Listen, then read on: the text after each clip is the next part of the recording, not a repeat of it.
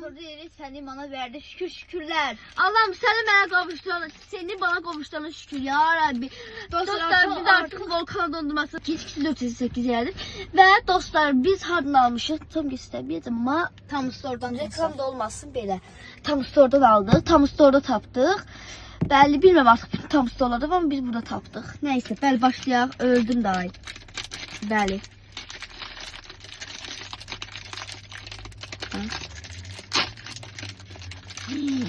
Allah'ım da yemiyorum, da yemiyorum.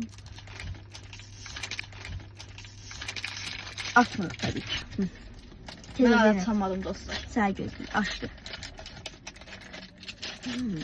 Göz tabağının iddiaya girmişik ki 2 ısırdı Patlayıp. hemen. Değerli dostlar ve biz artık bunu ısırmaya başlayacağız. Görək hansıca ki bu burada gösterildiği kimi topçuklar çıxacaq. Gəlin başlayaq.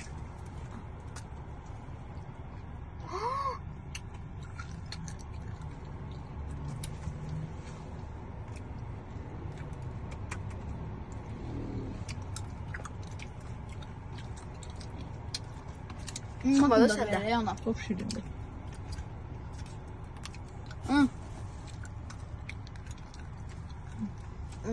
Dostlar. Ama değer mi? Değer. Neçədir? Şeyde aslında. Ben de burada 2 manat 20 qəpik. açacağım. Bəli. Və biz artıq sağ oluşaq. Belə də dadlı almağa dəyər. Sağ olun.